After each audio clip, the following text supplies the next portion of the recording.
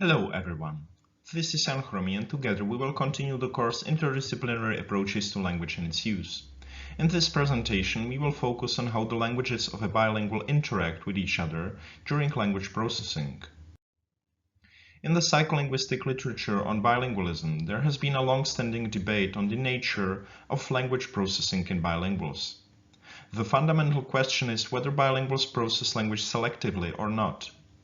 Selective processing means that only one of the languages is active and processed when the bilingual engages in a monolingual communication. Non-selective processing, on the other hand, entails the activation of both languages. In other words, the idea behind non-selective processing is that bilinguals' different languages intervene while processing of one of the languages takes place. One of the studies arguing for the non-selective processing in bilinguals is a paper by Michael Spivey and Viorica Marian, Crosstalk between native and second languages, partial activation of an irrelevant lexicon. The authors examined English-Russian bilinguals using eye tracking. They presented the participants with a whiteboard with 9 equal squares. In the center there was a black cross. The participants were always presented with a task such as put the marker below the cross. Importantly, there were two conditions. In one condition, an interlingual distractor was used.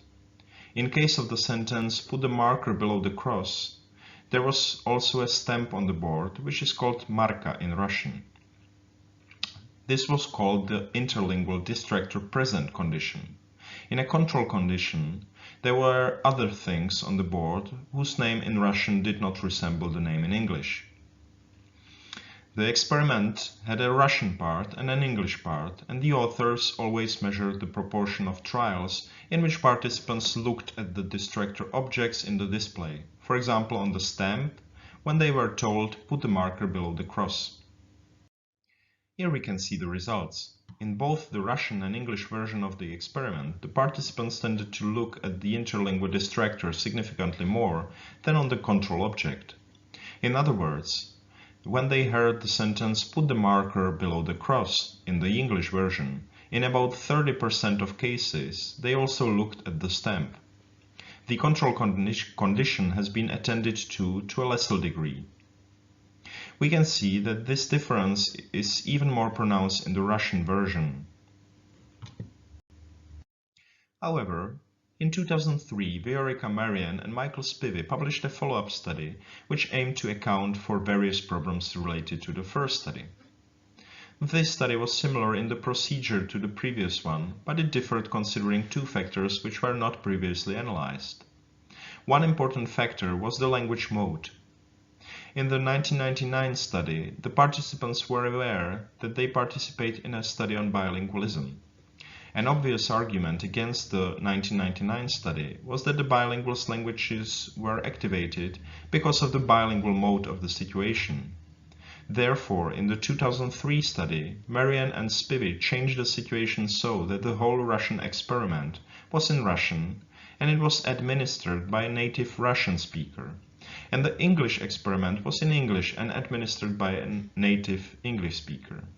In other words, the language mode in the two experiments was rather monolingual. Also, in the 2003 study, the experimental conditions differed.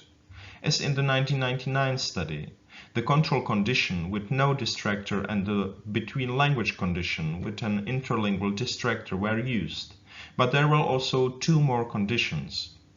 In the first one, the authors used the within language distractor, which was an object whose name in the language of the experiment had a phonological overlap with the name of the critical object. For example, it may be the words like boot and book, or plug and plum. In the second condition, they used both the within language distractor and the interlingual or between language distractor simultaneously. Here we can see the results. The upper table summarizes results of English experiment and the lower table summarizes results of the Russian experiment.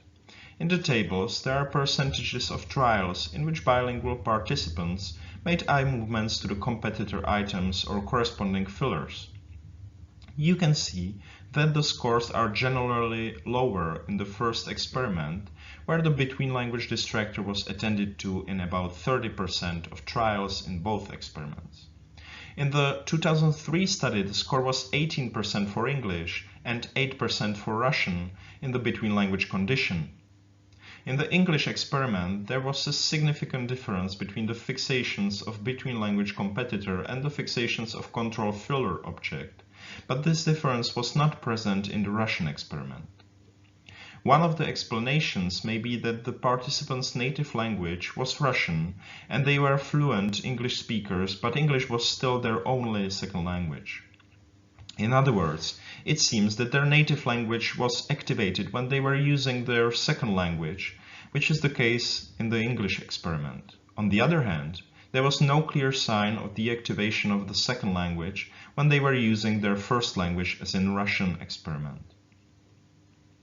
The authors thus conclude that the magnitude of the between-language competition effects may vary across first and second languages and may be mediated by a number of factors such as stimuli, language background, and language mode. Before we will conclude this presentation, I have one reading tip for you.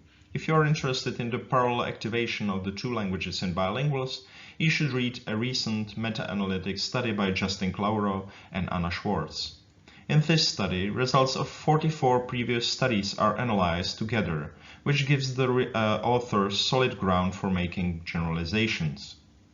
If you enjoyed the presentations, we would be glad if you would like them on YouTube. That is all from me now. See you next time.